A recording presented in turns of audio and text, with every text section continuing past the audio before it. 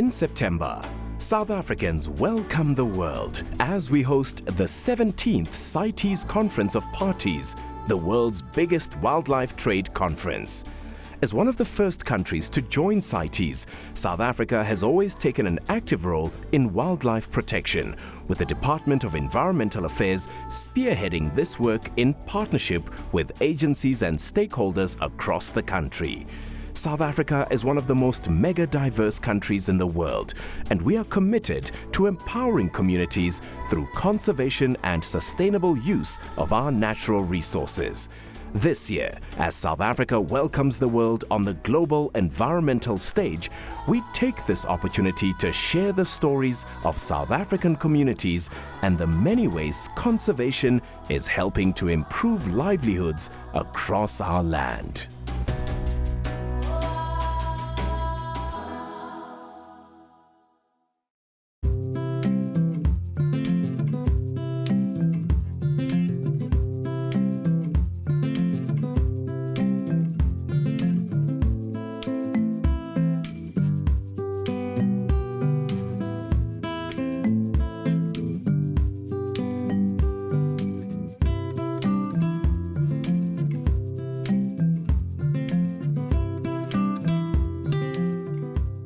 iSimangaliso is a World Heritage Site which was listed in UNESCO because of its beauty, cultural importance and the way the ecosystem works. It's about 330,000 hectares. The whole of iSimangaliso has got neighbors, communities, and over and above that, the whole of iSimangaliso is under claim, meaning it's owned by local communities. We've done a lot of work to try and improve the park and make it the tourism destination where everyone in the world would like to come, and when they come they don't get disappointed. They still see what the site was listed for, and they still see that they are the sense of place, even though there's development, has not been affected by the development itself.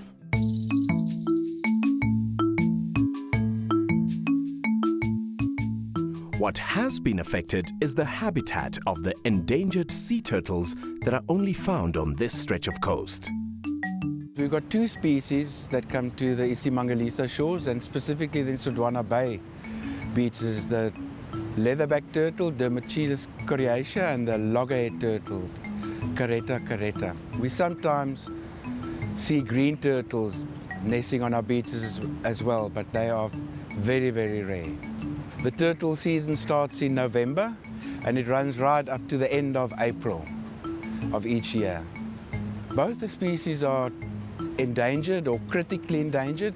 The leatherback turtles are critically endangered. Their numbers are down, and we haven't seen a lot of turtles on our beaches the last couple of years. The monitoring program started back in the 1960s. There was one Dr. Hughes who was doing his thesis in the area for tackling monitoring. Then he hired local communities, and he believed, and we all believed as conservationists, that it cannot be a program that starts and ends. It should be a way of living, a lifestyle of local communities who are always in contact with these special species. After the program of tagging and monitoring started, and whenever they come here, we record what we've tagged and we record what is returned back, and we are then able to estimate the figures. Monitoring is done in collaboration with the Ponta Douro Partial Marine Reserve in Mozambique. Bordering iSimangaliso's northern border, Africa's longest transfrontier marine protected area offers great hope for the preservation of the species with enhanced compliance and monitoring efforts across the border. This is the only stretch of beach in South Africa where these turtles nest. And our turtles travel extreme distances to get here. The leatherbacks can travel up to 30,000 kilometers a year to come nest on our beaches. The loggerheads travel about 7,000 kilometers every season to nest on our beaches. They come back to the beaches they were born. And for the loggerhead turtles, it can be up to 23 to 30 years later. So they have exceptional navigational skills to find their way back to the beaches. The interesting fact about our beaches, and that what makes The wetland park so important is that they find the specific beaches by following the scent of the fresh water that flows into the ocean, coming from the lake systems in the iSimangaliso Wetland Park.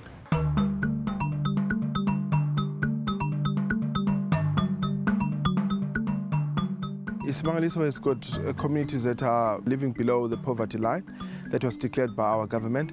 And what we do is that when it's tackle season, we ensure that work-on concessions are awarded to local communities, and local communities take guests into these tours, and they then generate the revenue from that. And over and above that, we also still train communities to be able to stand on their own, looking after these species and making a living out of it.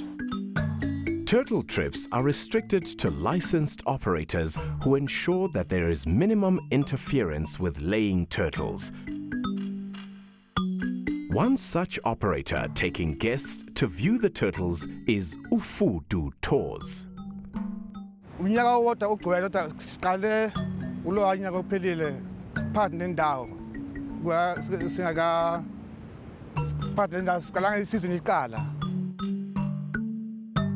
before besidoba nje ulwandle ngesikebhe.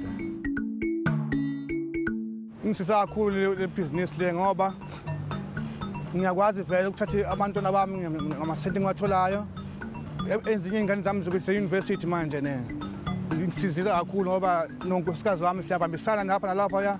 Ukuba khona kwamabhizinisi kuthuthukisa kakhulu umndeni wami. Nehlobo bajabula ngami kakhulu ngale msebenzi engiwenzayo ngoba abakho abanye angibaziyo abathanda kangaka njengami.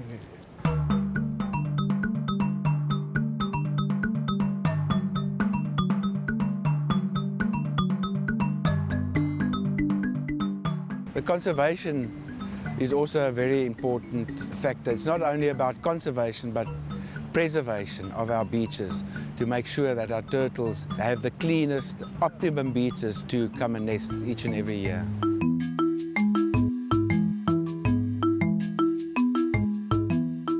Kubalulekile ngoba abantu abaningi bayasibulala lezi mfudu lezi. Kufanele sigcine ukuze nezingane ezizozala generation to generation zikwazi ukuyibona. Ngoba isikhathi siphuma bayazithatha bazibulala bazidle beze yonke into bayithandayo ngazo. Ngakho kufanele sikwazi ukuzonga ukuze sihlale nabanye abantu bakwazi ukuyibona.